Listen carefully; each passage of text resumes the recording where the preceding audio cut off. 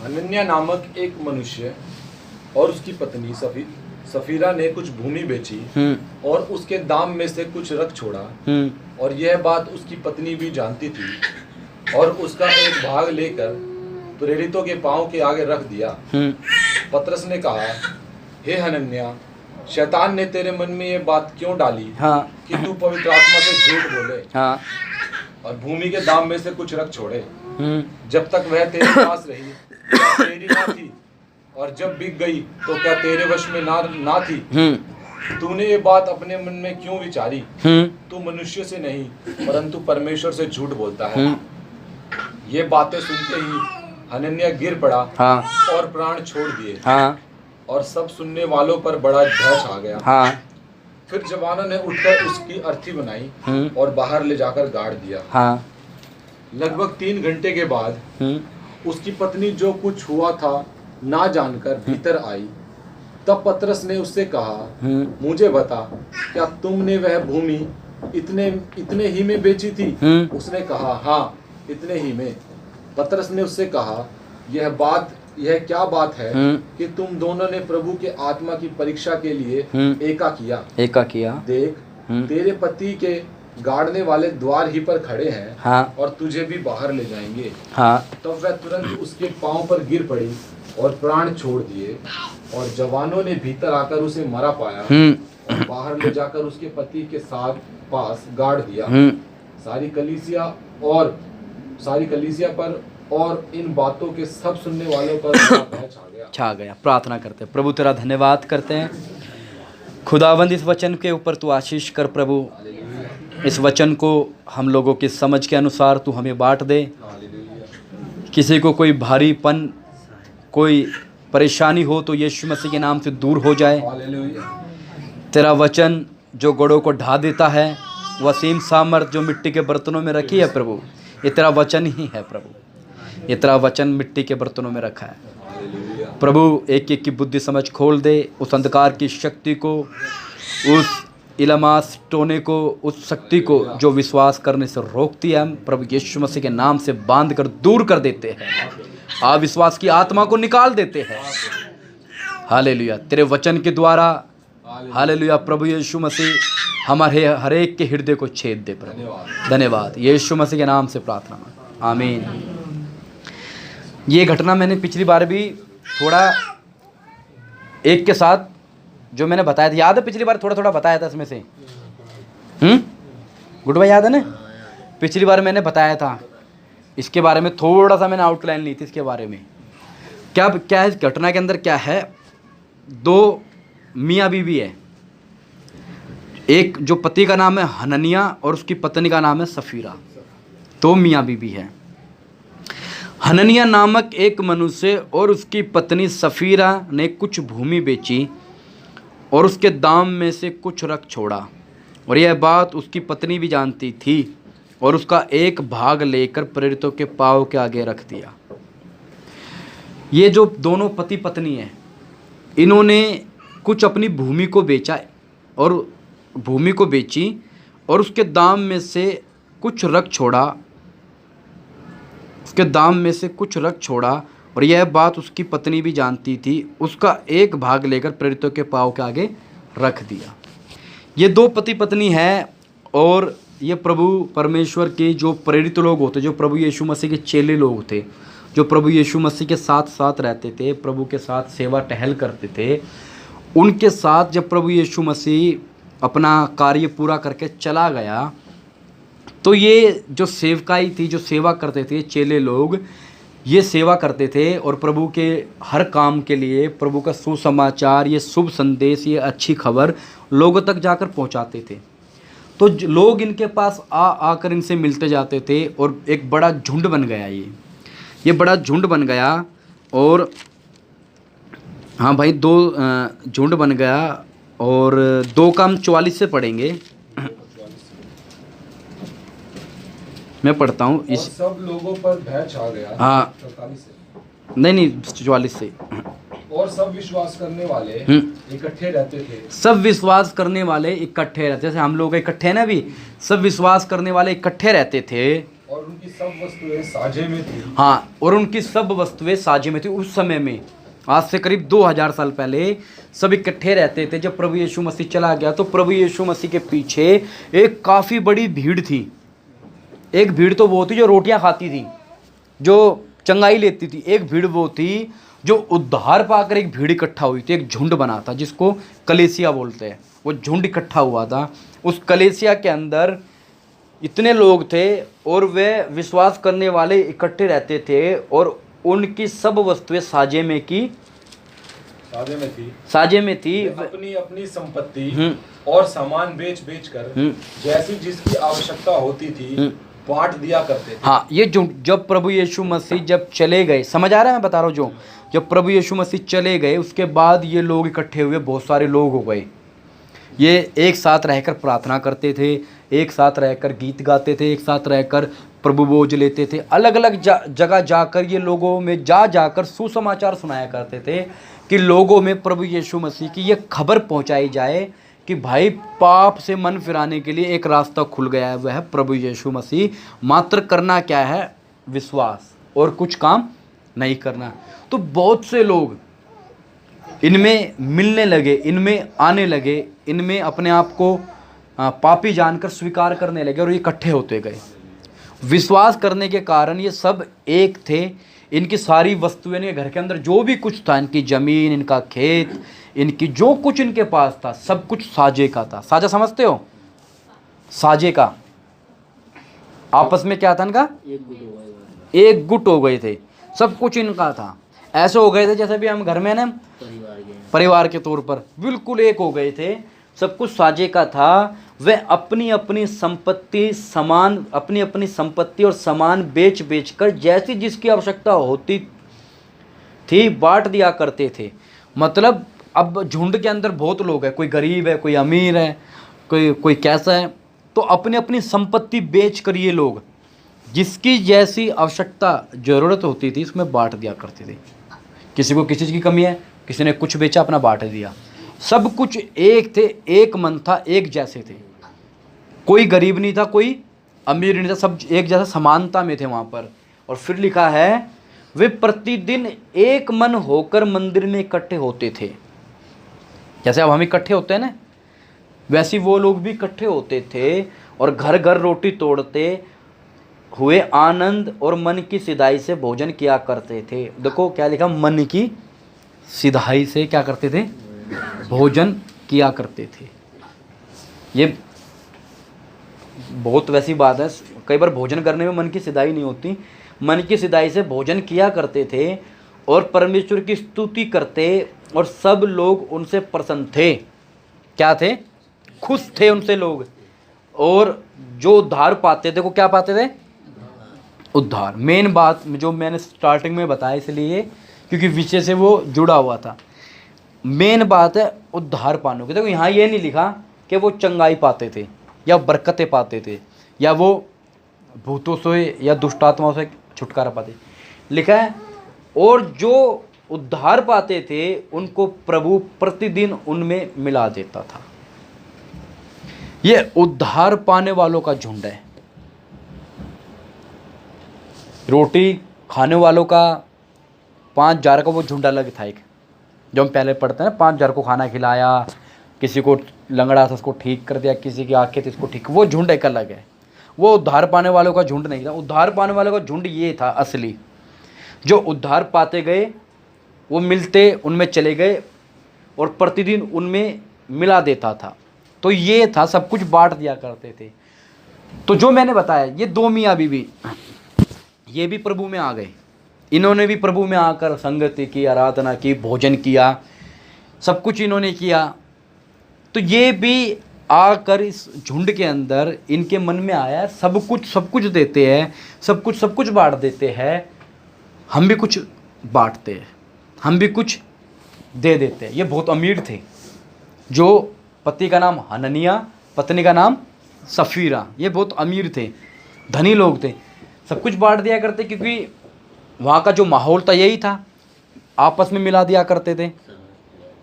तो अंदर ये आपस में मिल गए। जब ये आपस में मिल गए तब वही उसी बात के संदर्भ में है कि हनन्याह नाम का एक मनुष्य और उसकी पत्नी सफीरा ने कुछ भूमि बेची। इन्होंने भी बेची, सब कुछ दे के आ रहे हैं। इन्होंने क्या करी, अपनी भूमि बेच दी। अब इन्होंने अपनी भूमि बेची और उसके दाम में से कुछ रख छोड़ा, और यह बात उसकी पत्नी भी जानती थी, और उसका एक भाग लेकर प्रेरितों के पाँव के आगे रख दिया। इन्होंने क्या किया, अपनी कुछ भूमि बेच दी और उसका एक भाग लेकर प्रेरितों के पाँव के आगे रख दिया। इनके पास बहुत भूमि थी। देखना, जो हमने पीछे पढ़ा, वे अपनी संपत्ति और सामान बेच कर जैसा जिसकी आवश्यकता होती थी बांट दिया करते थे। ये जो बात परमेश्वर की आत्मा ये बता रही है, अपनी अपनी भूमि और संपत्ति को बेचकर बांट दिया करते थे जिसकी जैसी आवश्यकता होती थी। इन लोगों ने भी वही काम किया। समझ आ रहा है जो मैं बताना चाह रहा हूँ? इन लोगों ने भी वही काम किया। ये भी भूमि बेचकर बांटना देना चाहते थे।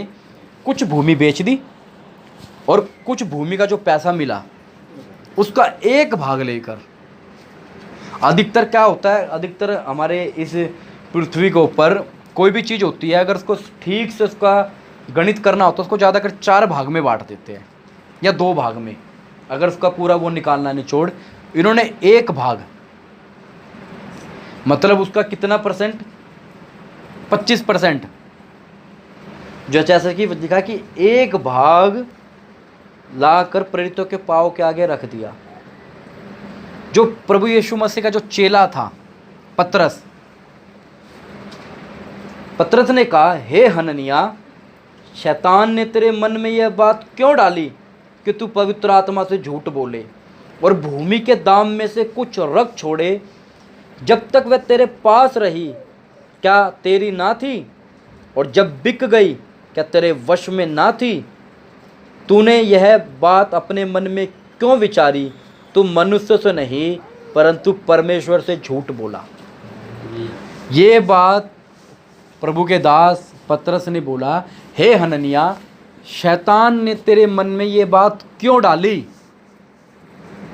कि तूने भूमि जो बेची उसमें से झूठ बोला, भूमि कुछ दाम में से अपने पास रख छोड़ा। 1 लाख रुपए की मान लो भूमि बिकी, सब लोग ध्यान दे, 1 लाख रुपए की भूमि बिकी। इसने क्या किया, इन पति पत्नी ने कुछ भाग, 1 लाख में से 25,000 या 50,000 रुपये लेकर ये गए, बाकी अपने पास रख लिया इन्होंने और जाकर उनके पाँव पे रख दिया। पवित्र आत्मा ने तुरंत बता दिया कि ये जो बंदा आ रहा है ये मन के सीधेपन से नहीं आ रहा है, ये चतुराई चलाकर आ रहा है। बोला, हे पतरस, तेरे मन में शैतान ने ये बात क्यों डाली कि तूने एक भाग रख छोड़ा? भाई, जब वो भूमि तेरी थी हमने तुझसे नहीं मांगा हमने तुझसे मांगा था। उन्होंने पीछे क्या पढ़ा हमने, जिसकी जैसी आवश्यकता होती थी ये लोग आपस में बांट दिया करते थे। ये कोई आदेश नहीं था, ये कोई आज्ञा नहीं थी, कि कोई हुक्म नहीं था कि भाई तुमने ऐसा करना है। ये खुद उनके अंदर एक प्रेम आ रहा था, तो ये अपने आप से कर रहे थे। इन्होंने कुछ पैसा रख लिया और कुछ क्या करा, उसके पाँव पे जाकर रख दिया। और वहाँ पे जाने के बाद पतरस ने बोला, तेरे मन में ये बात क्यों डाली? भाई, ये जब भूमि है तेरी ही है, और जब तूने बेच दी और जो पैसा तेरे पास आया वो जब भी तेरा ही है, हमने तो नहीं मांगा तुझसे। मगर जब तू देने ही आ रहा है, तू आ ही रहा हमें देने के लिए, तो तेरे मन के अंदर ये कपट कैसे आया? इतनी बात बोलते ही, ये बातें सुनते ही हनन्याह गिर पड़ा और अपना प्राण छोड़ दिया। इस जरा सी बात के लिए उसकी जान गई। क्या गलती करी इसने? सिर्फ झूठ बोला, कपट। झूठ बात नहीं है, अपने मन में शैतान को जगह दी, शैतान के कहे के अनुसार चला, शैतान की अगुवाई में चला, शैतान की रहनुमाई में चला ये व्यक्ति। अब होता क्या है, फिर जवानों ने उठकर उसकी अर्थी बनाई, जैसे अर्थी बनाते हैं ना, उसकी अर्थी बनाई और बाहर ले जाकर गाड़ दिया। लगभग 3 घंटे के बाद इसकी पत्नी आती है सफीरा। अभी देखना 2 पति पत्नी हैं, हम भी बहुत से यहाँ पति पत्नी बैठे हैं, एक के चक्कर में 2 जाएंगे। लगभग 3 घंटे के बाद उसकी पत्नी जो कुछ हुआ था ना जानकर भीतर आई। तब पतरस ने उससे कहा, मुझे बता, क्या तुमने वह भूमि इतने ही में बेची थी? पतरस ने पूछा, मुझे बता, क्या इतने में ही बेची थी? उसने कहा, हाँ, इतने में ही बेची थी। इतने ही में? पतरस ने उससे कहा, यह क्या बात है कि तुम दोनों ने प्रभु की आत्मा की परीक्षा के लिए एका किया?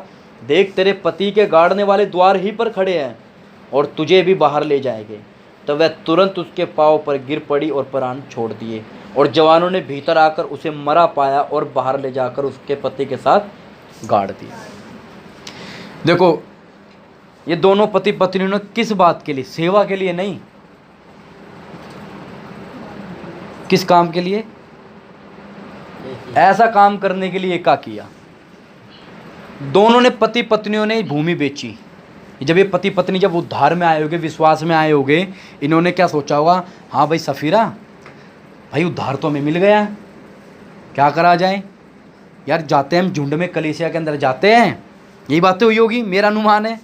झुंड के अंदर जाते हैं, वहाँ पे सब लोग सब कुछ बेच रहे हैं अपना, और लोग हमें देख रहे हैं, हम कुछ नहीं बेच कर आते अपना, सब थोड़ा टेढ़ी नज़र से देखते हैं। ऐसे अपने साथ भी होता, अपने झुंड में भी ये चलती आ रही है वहाँ से बातें कि भाई ये सब कुछ बेच रहे, कुछ हम भी बेच देते हैं, कुछ हम भी प्रोग्राम कर देते हैं। तो कहा, हाँ भाई हननिया, क्या तो ठीक रहे हो, बेच ही देते हैं कुछ ना कुछ। एक काम करते हैं, वो परली तरफ जो जगह पड़ी है ना, वो बेच देते हैं, कुछ थोड़ी सी भूमि बेच देते हैं उसमें से। कह रहे हैं, हाँ भाई बहुत अच्छी बात है। दोनों को बात ये पता है, पैसे लेकर आए। अब पैसे लेके आने के बाद मैं अपनी कल्पना बता रहा हूँ, पैसे लेकर आइए मत समझना इसमें लिखा है, मैं अपनी कल्पना बता रहा हूँ। उस समय में जाकर सोच रहा हूँ उन्होंने ऐसे ही किया होगा। कह रहा भाई बेच तो दी, ये देख कितने पैसे आए हैं, तो ठीक है कल ले जाएंगे। अब मन में चल रही है बातें उनके कि भाई पैसे तो पड़े हैं। कई बार होता है ना कि पैसे रखे होते पर गिनने का मन करता है, गिनते रहो, पता है कितने 10 जा रहे फिर भी गिनो, मज़ा आता है। इनके मन में ये बात आई होगी। फिर क्या होगा कि यार सफीरा काम करते हैं, थोड़े से दे देते हैं पैसे, बाकी घर के काम भी तो निपटाने हैं, किस्त भरनी है, रोटी बनानी है, सब्जी बनानी है, फ्रिज भी तो लेके आना है, टीवी भी तो लेके आना है, थोड़े बहुत पैसे दे देते, क्या दिक्कत है, सब दे रहे हैं। ये गए। पहली आयत में लिखा 5:1 में, हननिया नाम के एक मनुष्य और उसकी पत्नी सफीरा ने कुछ भूमि बेची, दोनों ने बेची, और उसके दाम में से कुछ रख छोड़ा। यह बात उसकी पत्नी भी जानती थी। ये नहीं कि सिर्फ वो पति उसकी पत्नी भी यह बात जानती थी, ये भूमि जो बेची गई है इसका दाम कितना है, इसका रुपया कितना है। ये पति कहता है कि मैं जा रहा हूँ, तू यहीं रह। इसकी पत्नी को पता है कितने में बेची गई है, ये दोनों सलाह करके गए हुए। पति तो मर गया, पवित्र आत्मा ने इसके पति को झूठ बोलने के कारण, मनुष्य से झूठ बोला नहीं, किससे? परमेश्वर की आत्मा से मर गए। परमेश्वर ने इसकी पत्नी को मौका दिया, बोला सफीरा इधर आ, क्या ये भूमि इतने में बेची गई थी? इसको मौका दिया। अगर ये पाप से, अपनी बदी से, अपनी गुनहगारी से अपना मन फिरा लेती, बच जाती। बोला क्या इतने में बेची थी? बता दे, तुझे मौका है, बता दे। इसने क्या बोला? हाँ इतने में बेची थी। इसने ही मौका भी खो दिया, ये भी मर गई।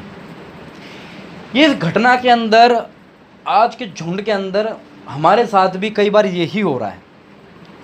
हम शारीरिक तौर पर तो नहीं मर रहे, मगर आत्मिक तौर पर हमारी मौत हो चुकी है। रोज हो रही है, कहने का मतलब। और एक दिन अनंत काल के लिए जो दूसरी मृत्यु जो प्रकाशित वाक्य में लिखी है, उसमें हमेशा के लिए हो जाएगी। ये देखो, ये 2 व्यक्ति, इनके मन में शैतान ने बात डाली। इस घटना के अंदर ये बात, ये छोटी सी बात प्रभु ने, पवित्र आत्मा ने क्यों ये घटना लिखवाई, किस लिए लिखवाई?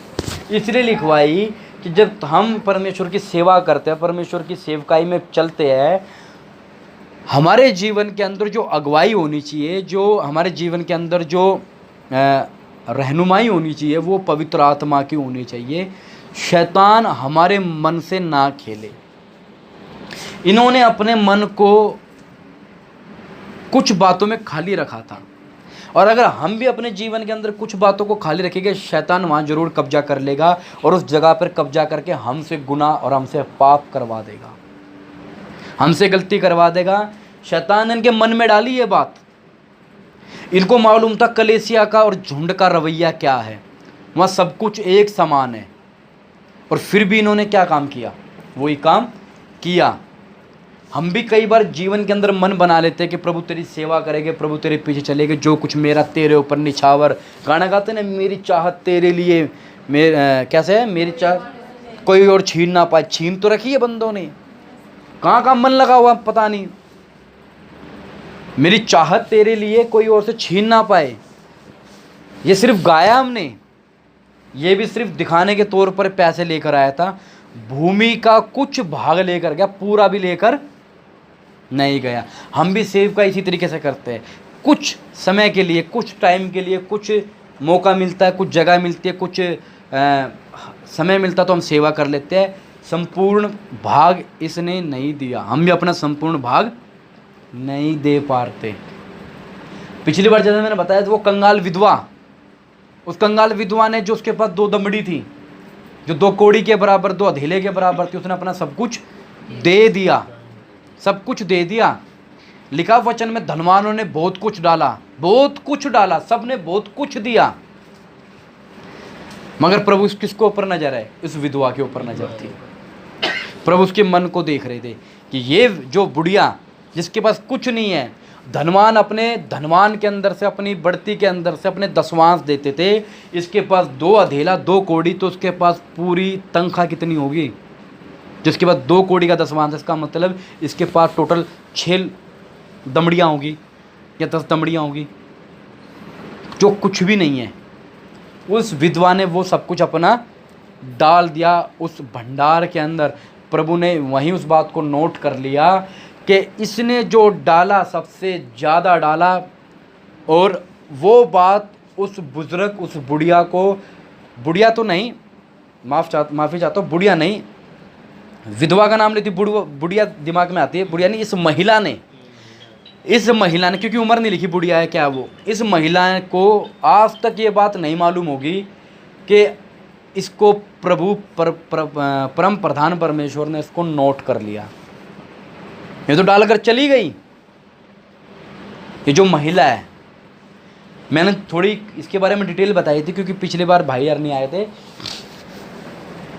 इसकी जो क्वालिटी क्या थी, ये औरत थी, विधवा थी, और ऊपर से गरीब थी। इसका दसवांश डालना कोई ज़्यादा अहमियत नहीं था। ये 3 क्वालिटी के साथ बैठी है, ये ना भी डाले कोई दिक्कत नहीं, मगर फिर भी इसने डाला, और परमेश्वर ने उसको देखा, और परमेश्वर ने, प्रभु यीशु मसीह ने उसको नोट किया, और उसके भंडार में डालने की भेंट का आज तक हम वर्णन कर रहे हैं। ये गरीब बनकर आई थी और धनी बनकर निकली, और सब कुछ इसने देखा, और इसके जीवन के अंदर इसको जो प्रतिफल मिला होगा आगे जाकर, वो इसको ही मालूम चला होगा आगे जाकर। जब हम संसार को छोड़कर जाएंगे तो शायद उस विधवा को हम देखें कि वो कौन थी, उसको क्या अजर मिला, उसको क्या आगे प्रतिफल मिला। मगर देखो, जब उसके पास कुछ नहीं तो उसने सब कुछ डाला, मगर इनके पास तो बहुत कुछ था। इन्होंने क्या डाला? कुछ। इसने क्या डाला? कुछ भाग। मन की सिधाई ना होने का कारण, अपना सब कुछ, बेचने वालों ने सब कुछ बेचा और सब कुछ बांट दिया, मगर इन्होंने, इन 2 मियाँ बीबी ने, देख रहे हो ना, ये दो मियाँ बीबी आए तो उद्धार पाकर थे, खूब दिन उन्होंने गीत भजन भी गाए हो गए। यहाँ बात पैसों की नहीं हो रही, बात है हर बात की। इन्होंने गीत भजन गाए होगा, वचन भी सीखा होगा, उपदेश भी सीखा होगा, तभी तो ये बाट लेकर आए, मगर इनका मन सीधा नहीं था। ये लोग जो प्रभु में आने के बाद भी, संगति करने के बाद भी इनके मन यहाँ पर टेढ़ा था, इनके मन के अंदर अभी भी शैतान कार्य कर रहा था, और इन्होंने क्या करा, अपने जीवन से हाथ धो बैठा। आज भी हमारे साथ शैतान यही करता है। हम प्रभु में आ रहे हैं, हम वचन सुनते हैं, हम गीत गाते हैं, हम संगति करते हैं, हम सेवा भी कर रहे हैं, मगर कुछ जगह कुछ बातों के अंदर हम भी यही सोचते हैं, अरे किसको क्या मालूम, छोड़ होने, हमें क्या करना, घर के काम निपटाने हैं, पैसा क्यों दें हम, सेवा क्यों करें हम, हमारे पास काम है, हमारे पास टाइम नहीं है। ये सारी बातें हम सोचते हैं। ये बातें हम सोच रहे हैं, हमारे मन में कौन डाल रहा है, यार छोड़ ना, क्या करना, जाते दो संडे को, उसके अलावा क्या करना है। ठीक तो है, पढ़ तो लिया, और कितना पढ़े, कर तो ली प्रार्थना, और क्या करें। ये बातें कौन डालता मन के अंदर? शैतान। कहता क्या करेगा प्रार्थना करके, क्या करेगा तू ये सब कुछ करके, कुछ नहीं होता। एक काम कर, थोड़ी देर तू बाहर घूम ले, कुछ नहीं होता, थोड़ी देर तो अपनी मर्जी के अनुसार जी ले, अपनी इच्छा के अनुसार जी ले। मगर ये बात पतरस को नहीं मालूम, ये बात पवित्र आत्मा को मालूम है कि उन्होंने झूठ बोला है। इसी प्रकार मैं कुछ गलत काम कर रहा हूं, आप लोगों को नहीं मालूम, आप कुछ कर रहे हो मुझे नहीं मालूम, मगर ये बात परमेश्वर को मालूम है कि हम कहाँ पर कितना अपना मन कितने प्रतिशत से प्रभु की सेवकाई में लगाते हैं। या प्रभु की सेवकाई कहने का मतलब ही ना पहाड़ों पे चढ़ना है, प्रभु के लिए चलना, प्रभु के लिए कुछ काम है उसको शिद्दत के साथ करना, उसको एक डेडिकेशन के साथ करना। उन प्रभु उसके ऊपर मन देखता कि ये मेरे पीछे किस मन से चल रहा है, ये बरकत पाने के लिए चल रहा है या उद्धार पाकर। देखा ना, वो जितने लोग उद्धार पाते थे उनमें मिलाए जाते थे। क्या इस व्यक्ति का उद्धार हुआ होगा हनन्याह सफीरा का? अगर हुआ तो ये कैसा उद्धार हुआ, ये तो कुछ समय में ही मर गए। ये कैसा उद्धार हुआ इनके जीवन के अंदर? ये दोनों पति पत्नी गए। आप सोच के देखो, ये दोनों पति पत्नी मर गए। बात पति पत्नी कहने का मतलब नहीं कि हम पति पत्नी बैठे हैं, उस बात में नहीं समझना। एक मैंने दो हफ्ते पहले बताया था कि फैमिली का जो एक वो होता है कि प्रभु में हम जो है, ये पति पत्नी दोनों मर गए एक बात में, एका करने के कारण। पति पत्नी ही आदम और हव्वा थे, वो भी इसी चक्कर में मरे, वो आत्मिक तौर से मर गए। उन्होंने भी एका करा था, फल तो हव्वा ने खाया ही, उसको भी खिलाया अपने पति को। आदम और हव्वा के बारे में जानते हो? जो पहला इंसान, पहले ही औरत थी, है ना, जानते हो आंटी? आदम और हव्वा जो सबसे पहले बनाए, जिन्होंने फल खा के पाप किया था, वो भी दोनों ही पति पत्नी थे ना। यहाँ भी ये दोनों पति पत्नी है। उन्होंने भी प्रोग्राम वही किया था।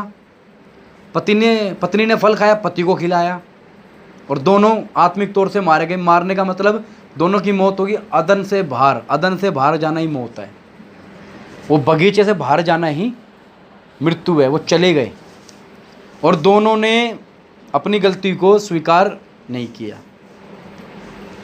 आदम से पूछा, तूने ये पाप, तूने ये फल खाया क्या था? जिसको तूने दिया उसने खिलाया। पत्नी बोलती, तूने क्या करा? इस सांप ने खिलाया। किसी ने किसी की बात नहीं डाली। और वही बात आज भी है। कुछ गलती होती है, जैसे कि बीच में गिलास रखा, बंदा ठोकर खा गिरा, गिलास किसने रखा? भाई तू देख के चल यार, गिलास तो रखा ही है। आज भी हम क्या प्रोग्राम कर रहे हैं? अपनी गलती किसी और के ऊपर।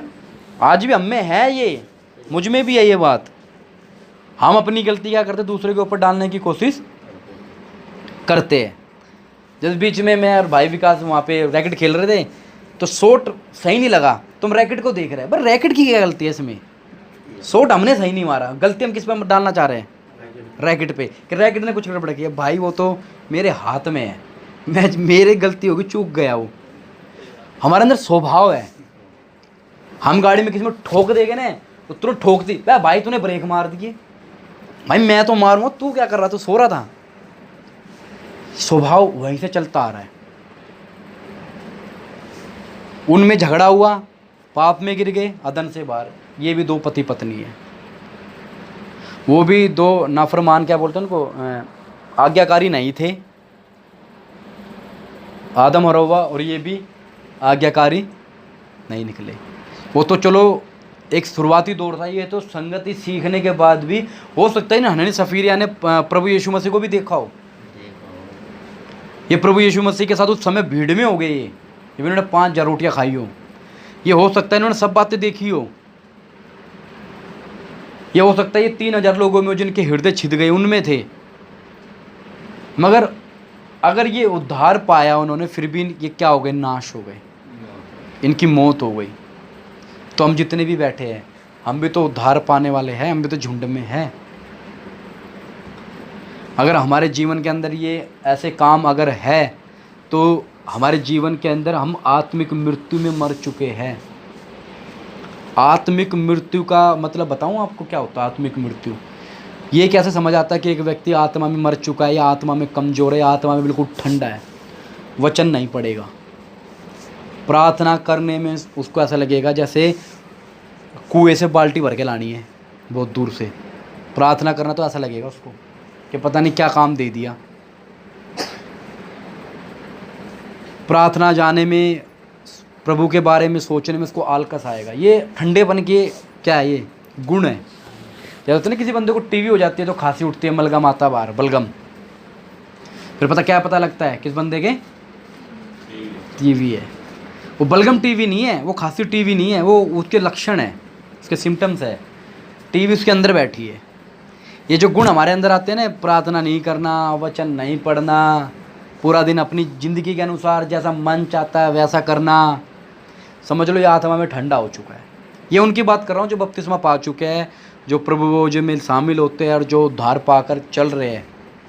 जो जिसने भाई बपतिस्मा ही नहीं लिया या उद्धार कर, देखो बपतिस्मा कहने का मतलब जो व्यक्ति समझ लेता है कि मैं पापी हूँ, जिसको इस बात समझ ही आ गई, वो तुरंत बपतिस्मा लेने का प्रोग्राम होता है उसका, क्योंकि बात समझ ही आ गई, अरे मुझे करना क्या है, मैं तो पापी हूँ। ये सबसे मुख्य बात है। जब तक एक व्यक्ति अपने को पापी नहीं समझता, उद्धार की अनुभूति नहीं कर सकता कि उद्धार चीज क्या है, कि उद्धार चीज क्या है। जब तक हम इस संसार के अंदर है, तब तक हमें पाप से छुटकारा पाने की अनुभूति नहीं होगी। जो एक वो होते हैं ना, उसकी पहचान नहीं होगी। जब प्रभु हमें संसार में से निकाल कर जब एक जगह लेकर आता है, और जब हम पश्चाताप करते हैं, जब हम रोते हैं, जब तड़पते हैं, वो है असली पश्चाताप, वो है असली बात कि हम पाप से हम पहचान गए कि हम पापी थे और हम तड़प रहे हैं। समझ आ रही भाई आपको? हम तड़प रहे हैं। उदाहरण के तौर पर जैसे कि समझना, जैसे कि ये एक गोला है, ये संसार है, ठीक है, और ये एक गोला है। प्रभु हमें यहाँ से निकाल कर यहाँ ले जाना चाहता, स्वर्ग राज्य के अंदर, इधर से निकाल कर इधर ले जाना चाहता प्रभु। जितने लोगों को प्रभु यहाँ निकाल देता है, वो लोग जैसे कि किसी मछली को आप समुद्र में से, जल में से निकाल कर बाहर डाल दो तो क्या करेगी, वो तड़पती है। वो होता है असली पश्चाताप।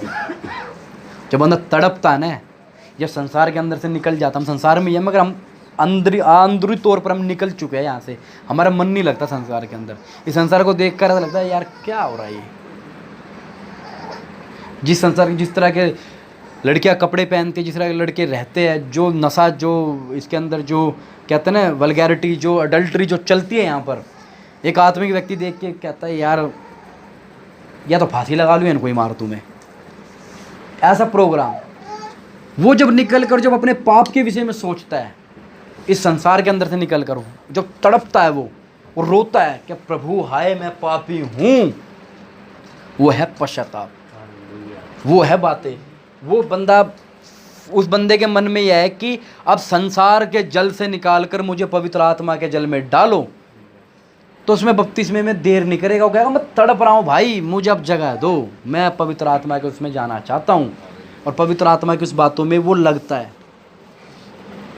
जब मैंने उद्धार पाया तो मैं तो भाग रहा था, मैं अपनी बताऊँ, मैं तो पास्टरों के जाकर सिर हो गया, मुझे बपतिस्मा दो।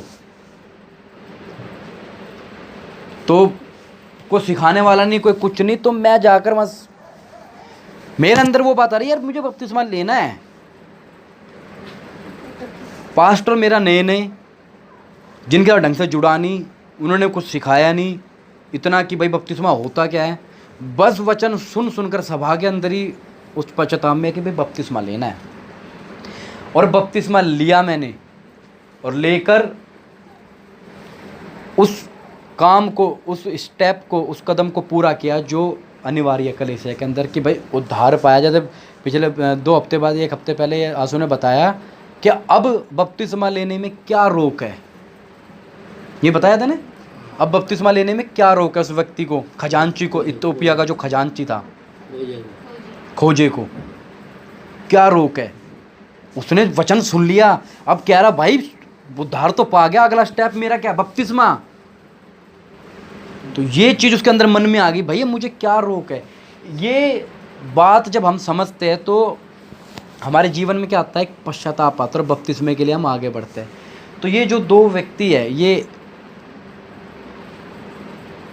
जो 2 व्यक्ति हैं, ये पति पत्नी, इनके जीवन के अंदर क्या हुआ, ये घटना घटी, किस प्रकार ये मौत के साथ चले गए। अब खुदा जानता है ये कहाँ हो गए, इनकी हालत क्या होगी।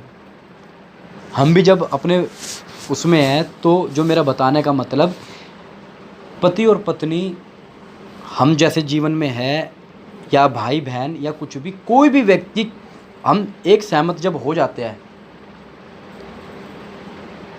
तो या तो हम पवित्रता में सहमत हो, या तो हम संसार के जीवन में सहमत हो। इसीलिए उद्धार पाना और बपतिस्मा लेना एक बहुत ज़रूरी चीज़ है, और आत्मिक ठंडेपन का यही एक कारण होता है। जो मैं बता रहा था, आत्मिक ठंडापन किस व्यक्ति के अंदर आ जाता है जो वचन को नहीं पढ़ता। एक तो व्यक्ति पढ़ेगा ही नहीं, जिसने कभी बपतिस्मा तो लिया ही नहीं या उद्धार पाया नहीं, तो उसको तो कोई दिक्कत नहीं, क्योंकि उसको पता ही नहीं इसी बातों का। तो मगर जिसने उद्धार पाया है, जिसने स्वर्गीय वरदान का स्वाद चखा है, जिसने पवित्र आत्मा के भागी हुए हैं, सो पवित्र आत्मा के भागी, ये तो छोटे झुंड है। जब कभी आप लोग गए नहीं हो, धारीवाल शांति गई होगी शायद, गए ना धारीवाल, वो जो आत्मा का जो वो बल आता था, अगर वो व्यक्ति चख ले और फिर मतलब खुदा जानता है कि फिर किस प्रकार संसार के अंदर मन लगा कर बैठे हैं। वो जी तो रहे, अब वो फांसी तो लगा नहीं सकते, मगर वो प्रभु के अंदर हर चीज़ को वो छोड़ते जा रहे हैं। ये पति पत्नी ने छोड़ा नहीं। ये पति पत्नी कहने का मतलब, ये पति पत्नी तो सिर्फ पति पत्नी कर रहा हूँ बार बार में, हम में से प्रत्येक व्यक्ति के मन में अगर ये टेढ़ी बातें हैं, सेवा में कपट है, या प्रार्थना में कपट है, या प्रभु में चलने के साथ कपट है, कि हम सारा ध्यान तो और कहीं देते हैं और वचन को सिर्फ एक टाइम के अनुसार बांटते हैं, तो कोई फ़ायदा नहीं होगा, किसी भी तरह का कोई फ़ायदा नहीं होगा। प्रभु का वचन यही कहता है। अब लोगों ने पढ़ा मरकुस के अंदर, लूका के अंदर, यूहन्ना के अंदर, चारों सुसमाचार के अंदर बार बार एक बात लिखी है। प्रभु यीशु मसीह बार बार एक बात बोलता, आओ झील के उस पार चले, आओ उस पार चले, आओ उस पार चले। हमें उस पार जाना है। हम इधर थे, हमें उधर जाना। जब हम उस पार चले जाएंगे, उन जगह में चले जाएंगे, तो हमारे जीवन में क्या होगा, एक आनंद आएगा, एक शांति आएगी, प्रभु का डर और एक प्रभु का भय आएगा हमारे जीवनों के अंदर। क्योंकि देखो, मैं बताता हूँ एक घटना नहीं, एक सच्ची बात है। प्रभु के दास एम स्वामी एक बार कृष्णा पार्क में आए हुए थे, पास्टर बबलू भैया घर पे। तो मैं था, आशु था और प्रवीण भी था शायद ना, प्रवीण था शायद, हम 3-4 जने थे। तो वो आ गए, तो पास्टर चंद्रपाल ने बोला कि आप अपने लिए प्रार्थना करा लो। अब प्रार्थना, सब ने प्रार्थना कराई। उसके 2 दिन बाद हरिनगर में मीटिंग होनी थी, 2010 की बात है। हरिनगर में मीटिंग होनी थी, तो वो आए थे हरिनगर मीटिंग के लिए, मगर 1-2 दिन पहले आ गए। वो रुकते थे वो 1-2 दिन पहले। तो बोला आप किस चीज़ के लिए प्रार्थना करें। तो सबने अलग अलग प्रार्थना करी। मैंने बोला मुझे परमेश्वर का भय का आत्मा चाहिए, क्योंकि भय नहीं होगा तो बुद्धि नहीं होगी, और परमेश्वर का भय मानना ही बुद्धि है। और भय होगा तो पाप नहीं करूँगा, और भय नहीं होगा तो पाप ही करता रहूँगा। तो कह रहे ठीक है। तो ये प्रार्थना करी। और जब जब मैं धारीवाल गया, जब जब उनसे प्रार्थना कराई धारीवाल के अंदर, नागलोई के अंदर, मैंने ये की प्रार्थना करी कि प्रभु अपनी भय का आत्मा मुझे दे। क्योंकि हम ये भय का मतलब ये होता है हम भूल जाते हैं। हमें रेड लाइट का बड़ा भय रहता है। हेलमेट निकल, घर से निकलती बाइक बैठती, अरे हेलमेट दे, क्यों? चालान कट जाएगा चालान कट जाएगा। गाड़ी के अंदर बैठती तुरंत क्या होता है? Seat belt. घर से बाहर निकलती बिना हेलमेट के जाती, क्या मन में आता है? एक बार हेलमेट ले लो भाई, चालान कट जाए। कितना भयानक है कानून का, क्योंकि ये जा रहा है। चालान रद्द हो जाए, वो लाइसेंस रद्द हो जाएगा, नहीं तो चालान। भय क्या लठ लेके खड़ा पुलिस वाला घर के बाहर, मगर भय क्या है? भय। कानून तो कानून है, मगर घर उनको एक भय है कि भाई चालान कटेगा। मगर ऐसा भय प्रभु के साथ हमारा नहीं है। हम जब गलत काम करने एकदम सोचते, कोई भय नहीं आता ना, तो क्या अरे तू हट काम करने के बाद में घुटने टेक लूँगा मैं। पूरा काम करके पाप करके भय नहीं है हमारे अंदर। परमेश्वर का भय सबसे बड़ी बात इन लोगों के अंदर पढ़ो ना, यहाँ 3 से पतरस ने कहा, हे हनन्याह, शैतान ने तेरे मन में यह बात क्यों डाली कि तू पवित्र आत्मा से झूठ बोले और भूमि के दाम में से कुछ रख छोड़े? जब तक वह तेरे पास रही क्या तेरी ना थी? और जब बिक गई तो क्या तेरे वश में ना थी? तूने यह बात अपने मन में क्यों विचारी? तू मनुष्य से नहीं परंतु परमेश्वर झूठ बोला। ये बातें सुनते हनन्याह गिर पड़ा और प्राण छोड़ दिए। सब सुनने वालों पर बड़ा भय छा गया। आज अगर हमारे जीवन में गलतियां हो रही है तो या तो हम जानबूझ के कर रहे हैं, दूसरा या तो हमें भय नहीं है। समझ रहे हो भय क्या है? भय और डर में फर्क है। भय में प्रेम है, प्रेम का भय। ये नहीं कि हमारा परमेश्वर के 10 सींग है और तुमने पाप करा और तुम्हें सींग से मारेगा या तुम्हारी बलि ले लेगा। हम उसके प्रेम में भय मानते हैं। उसका प्रेम हमसे कितना है, उसका भय मानते हैं कि नहीं हमारे पिता ने ये बात बोली है, नहीं भाई हम ये बात नहीं करेंगे। कानून जो है ये डर है, ये करना ही पड़ेगा, नहीं तो लठ भी तैयार है। ज़्यादा जिद बहस करोगे ट्रैफिक वाला से तो लंबा चालान काट देगा। ये क्या है? ये डर है। मगर परमेश्वर का भय। परमेश्वर लठ दे खड़ा होता है, परमेश्वर कोई सजा दे रहा है अभी, मानो तो प्रेम से मानो, नहीं मानो तो मत मानो। मैं एक बार एयरपोर्ट की तरफ जा रहा था, जैसे एच होता है ना, एच इंग्लिश का एच होता है एक, उसका एच का ये वाला डंडा गायब था। तो ट्रैफिक पुलिस वाले ने दूर से देख लिया, पकड़ लिया मुझे। तो मेरे को बोला भाई साइड में लगा ले। मैंने लगा, मैंने क्या बात होगी? कह रहा बाहर निकलो। मैंने देखा, कह रहे कहाँ गया? मैंने कहा हट गया होगा जी। तो उसने पूरी जांच पड़ताल करी, कह रहा आज से नहीं हट रहा, इसमें मिट्टी चिपकी हुई है, कई महीनों से हटा हुआ है। मैंने कोई नहीं, लगवा लूँगा जाके। कह रहा नहीं चालान कटेगा। मैं बात करता गया, मैं बहस करता गया, मैं बात करता गया, मैं बहस करता गया, करते करते 10,400 का चालान बना दिया उसने। अब 10,400 का चालान बना दिया, थोड़ी बहस भी होगी, मैंने उसको बातें भी सुना दी पुलिस वाले को। तो उसने चालान काट के इतना लंबा पर्चा दे दिया, साइन भी कर दिया मैंने। तो मैंने उसको अपना लाइसेंस दे दिया, मैंने लाइसेंस रख लो, अपना कोर्ट में मैं जाके भुगत लूँगा चालान को। तो कितनी सी गलती उसने मुझे पकड़ लिया, सिर्फ एक डंडी पे, दूर से ही देख लिया। हमारा परमेश्वर ऐसा नहीं है कि गलती करते अगर हमारे पीछे सोच के देखो, मेरे घर आओ या मैं आपके घर जाऊं, आपकी टांगे टूटी पड़ी है, भाई क्या होगा? भाई गलती कर दी, प्रभु ने टांगे तोड़ दी, तो करोगे? मैं देखने वाले के भैच आ जाएगा, भाई टांगे तोड़ दी। आज नहीं करूँगा आज के बाद। अब हमारे कुछ होता ही नहीं किसी के। वचन में लिखा ना 7 के 29वें सबोपदेशक के अंदर 8 का 12, हाँ पढ़ो 8 का 12 है। हाँ अभी 8 का 12 पढ़ो। इसलिए तो मनुष्य से पिटने वाला ही काम करता है। चाहे पापी सोकर पाप करे, हाँ और अपने दिन भी बढ़ाए, हाँ। तो 11 बुरे काम के दंड की आज्ञा पूर्ति से नहीं दी जाती। इस कारण मनुष्य का मन बुरा काम करने की इच्छा से भरा रहता है। भरा रहता है। बुरे काम की नहीं, बुरे काम की, शुरू से पढ़ना। बुरे काम के दंड की आज्ञा हाँ, फुर्ती से नहीं दी जाती। फुर्ती से नहीं दी जाती। बुरे काम की दंड की आज्ञा फुर्ती से नहीं दी जाती। जैसे कि आपने गलत किया तभी आपके थप्पड़ लग जाए ना, मेरे थप्पड़ लग जाए, तो हम लोग सोच के बैठ के देखेंगे यार करूं या ना करूं, ये हमारे साथ ये बना रहेगा।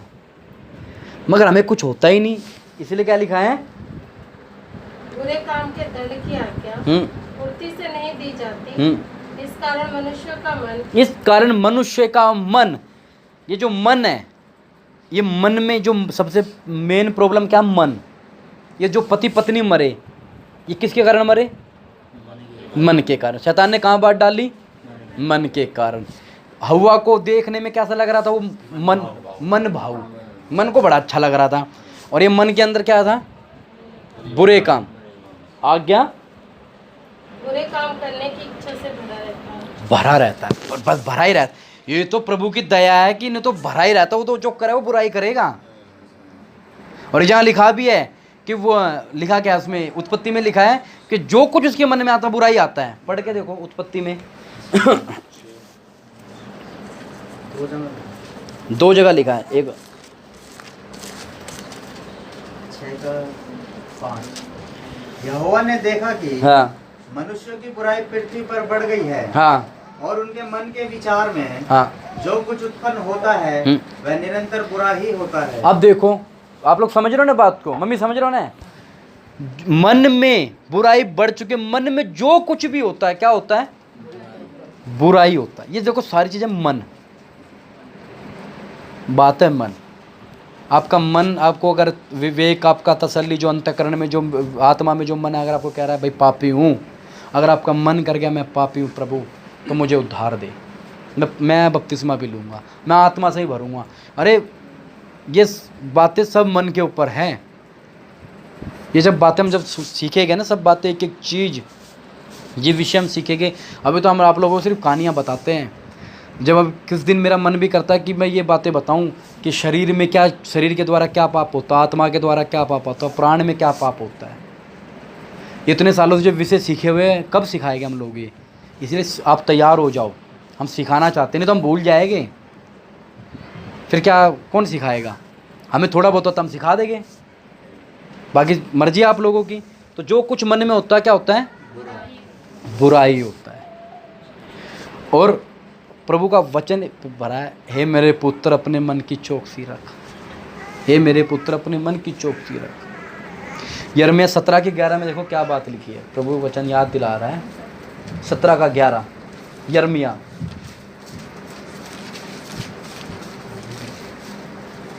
नो 17:9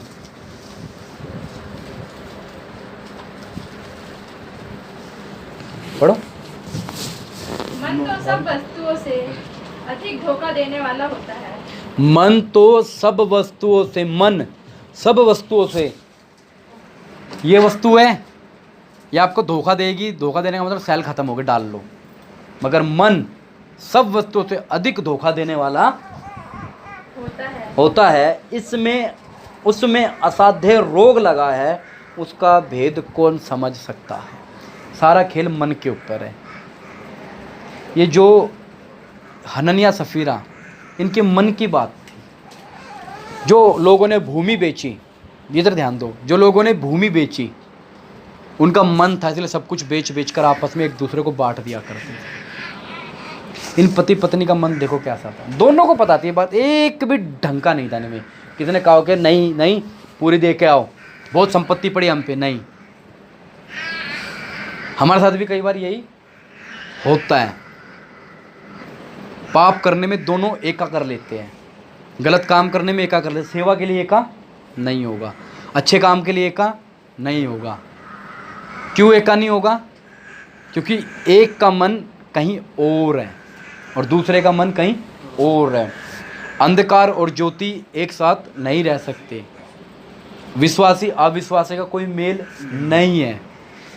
ये जो वचन में लिखा है कि मन, इन दोनों के मन के अंदर पतरस ने बोला साफ साफ, हनन्याह ये क्या बात है कि तेरे मन में शैतानी अब बात डाली और तूने फैसला ले लिया, तूने ये कह दिया हाँ मैंने इतना ही बेचा और उतना ही, तेरे मन में बात आई कहाँ से? देखो इसने पूरा मन बनाया कि मैं भूमि बेचूंगा, बेच दी, पैसा भी ले आया, देने के टाइम पर इसके साथ शैतान ने गड़बड़ कर दी और देने में ही फंस गया। ये बेच तो दी इसने, मन तो बेचने का बनाया था, बेच भी दी, मगर देने में फंस गया, देने में कमजोर। हमारे साथ क्या होता है, हम उद्धार तो पा लेते, प्रभु में आ तो जाते हैं, मगर चलने में हमारा मन नहीं करता, हम चल नहीं पाते, हमारे मन में साथ में रोग लगा है, हमें खुद ही समझ नहीं आ रहा हम करना क्या चाह रहे हैं, हम क्यों प्रभु में आए, किस लिए आए प्रभु में। हमें पता है कि हमें मौत मिलेगी अगर ऐसा काम करेंगे तो। अगर जानबूझ के कर रहे हो तो बहुत अलग बात है, क्योंकि आप सोच के देखो, अगर हम घर से जब निकल रहे हैं तो हमें नहीं पता हमें हेलमेट पहनना है, पता है ना हमें हेलमेट पहनना है उस्ताद जी, हमें पता है ना हेलमेट पहनना हमें। अगर हम हेलमेट नहीं पहन रहे तो हमारे मन का समझ नहीं आ रहा, भाई बाइक तू, पुलिस वाला कहेगा भाई तुझे समझ नहीं, बाइक तू चला के आया ही क्यों था, जी वो गलती होगी ये वो, समझ रहे हो। हेलमेट पहनना क्या मतलब है, सिर को बचाएगा, चालान से बचाएगा, सेफ्टी है, कानून के ताबे में हम, ये हमारी अधीनता को दिखाता है, इसलिए हेलमेट पहनते हैं। और कुछ बंदे कैसे होते हैं, कुछ बंदे के अपनी कॉलोनी में, मेरा दोस्त ही है, शादी के कार्ड बांटने जाना था, लंबे लंबे बाल, बढ़िया वाले, लंबे ज़्यादा लंबे नहीं, अच्छे पट्टे उट्ठे बनाए हुए हैं, और अब शादी के कार्ड बांटने। अब हम लोगों में तो होता ही, हेलमेट तो पहनना ही नहीं हम लोगों ने कि बाल नहीं ख़राब हो जाएंगे हमारे। अब प्रोग्राम क्या बनाए, दोनों बंदे बैठे, शादी के कार्ड लिए और पुलिस वालों को ढूंढ रहे हैं, ट्रैफिक वालों को, जो रास्ता था उस रास्ते में ढूंढते जा रहा है पुलिस वालों को। पुलिस वालों को मिलते जा पास रोक ली, कह रहा साहब जी, कह रहा चालान काटो हमारा, कह रहा किस लिए, कह रहा काटो तो काट लिया हेलमेट का, कह रहा बिना हेलमेट जाएगा, बाल नहीं ख़राब होने हमारे। ये बंदे 100 रुपये का चालान कटवा के हेलमेट नहीं पहना इन्होंने, इनके बाल ना ख़राब हो जाए। पुलिस वालों को ढूंढ रहे हैं, कह रहे पहले बंदे देखो तुम हमें ढूंढ रहे हो चालान कटवाने के लिए, कह रहे चालान काटो हमारा। इनका मन देखो, अगर ऐसा मन है कि अपने भी चालान कटवाना है तो घूमते रहो, ढूंढो ऐसे काम। हाँ कॉलोनी में दोस्त हैं, कार्ड बांटने के लिए, ताकि हेलमेट पहने तो बाल ख़राब हो जाएंगे उनके, पुलिस वालों को ढूंढ रहे हैं और मिलते कह रहे मिल गए, कह रहे हुआ क्या, वो भी डर गए, कह रहे चाहे चालान काट दो हमारा, ताकि मेरे को आगे पर्ची दिखा दो, आराम से घूमेंगे पूरा दिन कार्ड बांटने हैं ना शादी के, ठीक है, पूरा दिन कार्ड बांटे के पर्ची दिखाते चालान कटा हुआ है, आराम से घूम रहे थे वो। अब बताओ ऐसा मन तो नहीं है हमारा, ढूंढ रहे, बताओ। अगर हम भी, हमारा मन ठीक है, प्रभु में है, तो सोच के देखो मन के अंदर सारी बुराई है। और एक आयत पढ़ा के हम प्रार्थना करेंगे। सब उपदेशक, ये सबके लिए बता रहा हूं मैं, सबके लिए।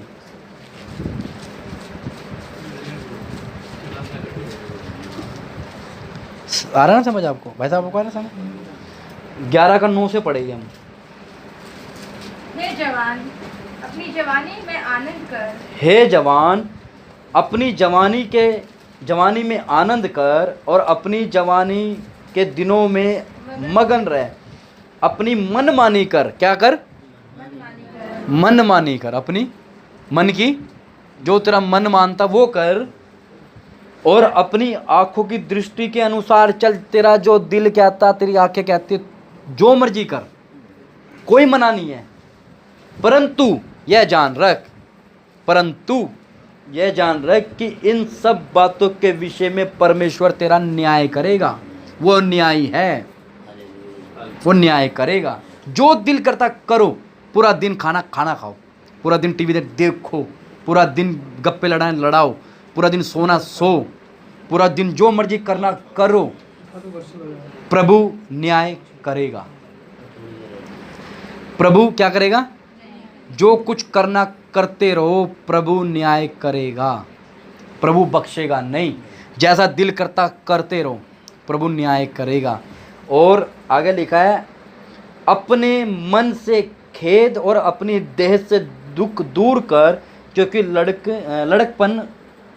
लड़कपन और जवानी दोनों व्यर्थ है। क्या लिखा है? अपने मन से खेद और अपनी देह से दुख दूर कर, क्योंकि लड़कपन और जवानी दोनों व्यर्थ है। अपनी जवानी के दिनों में अपने सृजनहार को स्मरण रख, इससे पहले कि विपत्ति के दिन वह वर्ष आए जिसमें तू कहे कि मेरा मन इनमें नहीं लगता। एक समय था प्रार्थना करने में मन लगता था, एक समय था वचन पढ़ने में मन लगता था, एक समय था संगति जाने में मन लगता था, एक समय था बहुत कुछ होता था। अब मन नहीं लगता प्रार्थना करने में। इसलिए प्रभु कहता है कि जवानी के दिनों स्मरण रख के वो दिन आए तू कहेगा भाई मेरा मन नहीं करता प्रार्थना करने का, भाई मेरा मन नहीं करता वचन पढ़ने का, वचन पढ़ती उबासी आती है मेरे को, मेरा मन नहीं करता कुछ सेवा करने का, मेरा मन नहीं करता कुछ ऐसा काम करने का, मेरा मन नहीं करता कुछ प्रभु के लिए करूं, मेरा मन नहीं करता कुछ करूं। वो दिन आए, प्रभु का वचन वार्निंग देता है, चेतावनी देता है, जताता है कि इससे पहले कि विपत्ति के वे दिन आए। एक विश्वासी के जीवन में सबसे बड़ी विपत्ति ये है कि उसका मन अगर प्रार्थना में नहीं लग रहा, उससे वचन नहीं पढ़ा जा रहा, तो महामारी तो गई भाड़ में। महामारी कोरोना से भयंकर ये विपत्ति है कि वचन नहीं पढ़ पा रहा व्यक्ति, उसे प्रार्थना नहीं हो पा रही, उसे ऐसा रोग लग गया है, असाध्य रोग, साधारण नहीं है। अब इसका इलाज क्या है? जिस दौड़ के लिए हम निकले, वो दौड़ के अंदर हमें पता नहीं क्या हो गया, हम बैठ गए चुपचाप। भाई दौड़, भाई पता नहीं क्या हो रहा है, भाई बता तो, पता नहीं हुआ ही क्या मुझे, भाई दौड़ क्यों नहीं रहा, पता नहीं क्या हो गया। ऐसी कुछ घटना हमारे साथ, प्रभु का वचन कहता है इससे पहले विपत्ति के वे दिन आए जिनमें तू कहे कि मेरा मन इनमें नहीं लगता, मेरा मन नहीं लगता। अब सोच के देखो ये मन क्या चीज़ है। पति पत्नी को मन कैसे थे और मौत के घाट उतर चुके हैं। तो हम जितने भी बपतिस्मा पाए हुए लोग हैं, खासकर उनके लिए अपने मन की रखवाली करें। वचन में लिखा है, ऐ मेरे पुत्र अपने मन की रखवाली कर। मन की रखवाली करनी हमने, अपने विचारों को सुरक्षित रखना है। वचन में लिखा उद्धार का टोप पहन लो। ये जो मन होता हमारे यहाँ होता है, यहाँ नहीं होता मन। वो कहते हैं मेरा मन दुख रहा है, यहाँ नहीं होता मन, यहाँ होता है आत्मा में मन। उद्धार का टोप, उद्धार शैतान का प्रोग्राम यही है, वो पूरा निम्रोद के समान है। एक शिकारी है, तगड़ा शिकारी है, बिल्कुल एक ऐसा शिकारी है, आपके उद्धार के टोप को उतारना चाहता है। वो तीर मारना चाहता है, विचारों के तीर मारता है, ऐसे ऐसे तीर मारेगा कि आपके उद्धार को खोना चाहता है। ये जो उद्धार बड़ी मुश्किल से मिला है, जिसके लिए कोई पैसा नहीं दिया, जिसके लिए परम प्रधान परमेश्वर ने अपनी देह को छलनी बना लिया क्रूस के ऊपर, ये वहाँ से उद्धार मिला है। जिसका लहू इतना बह गया, उद्धार मिला है। जिसने अपनी आप को फाड़ डाला, ये वहाँ से उद्धार मिला है। इसलिए प्रभु का वचन भी, प्रभु यीशु मसीह ने भी ये बातें साफ साफ तौर पर, ये बातें मन के विषय में बहुत सी बातें बोली है प्रभु यीशु मसीह ने। मेरा बताने का मतलब यही है कि हम प्रभु में अपने उद्धार को बचाए रखें, प्रभु में अपने उद्धार को ना खोने दें, कपटता से कोई काम ना करें, प्रभु में डर और भय के साथ चले। भय, मैं फिर बता रहा हूँ, भय मैं बताना नहीं चाहता। भय एक बहुत ऐसी चीज़ है, मैं बार बार रुक रहा हूँ कि भय हमें होना चाहिए। हमारे हर चीज़ को प्रभु देखता है, हर चीज़ को, कि भय ये मेरा रखता नहीं रखता। भय सिर्फ ये नहीं होता कि आज्ञा मानना, प्रभु हर चीज़ में भय देखता है। उसका उठना बैठना, चलना फिरना, प्रार्थना करना, गीत गाना, किस तरीके से क्या कर रहा प्रभु देखता है। ये मालूम है, ये चीज़ें, ये यहाँ तक जो बंद है, ये बाइबल में लिखी नहीं है। ये आज को के वस्त्र की बात बता रहा हूँ, ये यहाँ तक हम बंद करते हैं। क्यों करते हैं? क्योंकि हमने सीखा कि परमेश्वर को आदर दो, एक भय मानो। हम यहाँ तक बंद करते हैं। जब से मैंने प्रभु के इस भय को समझा है, मैं कभी टी शर्ट पहनकर हाफ वाली कभी गलती से कभी चला गया हो, याद नहीं रहा हो, मैं कभी नहीं गया, क्योंकि ये सिखाया प्रभु के दासों ने, शर्ट पहननी आदर देना है, सर पर चुन्नी, ये भय को दिखाता है। साधारण कपड़ा भय को दिखाता है कि प्रभु का भय, हमारे बैठने का तरीका भय को दिखाता है। ये भय मानता नहीं मानता। मालूम है जब हम वहाँ गए थे ना, शांति याद हो, उधर जम्मू में हम गए थे जब, तो पास्टर विन्नी बता रहे थे कि जब मैं आता हूँ ना, मेरा बेटा मेरे को देखते ही खड़ा हो जाता है। मेरा मुंह ध्यान कहीं भी हो, मेरा बेटा खड़ा रहेगा, अगर पास में खड़ा भी हूँ, बैठेगा नहीं वो तब भय कि परमेश्वर का भय। हमें ये होना चाहिए परमेश्वर हमारे बीच में है। और मैं सोचूं, मैं अगर परमेश्वर के तौर पर मैं विकास भाई को देख रहा हूँ, भाई बिल्कुल ऐसे करके बैठा रहेगा, हमें कॉन्फिडेंस ही नहीं कि प्रभु देख रहा है। तो ये भय, ये प्रभु का भय। जब प्रार्थना करें तो ये विश्वास रखें प्रभु हमारी सुनता है, हमारे मन की हालत को प्रभु जानता है।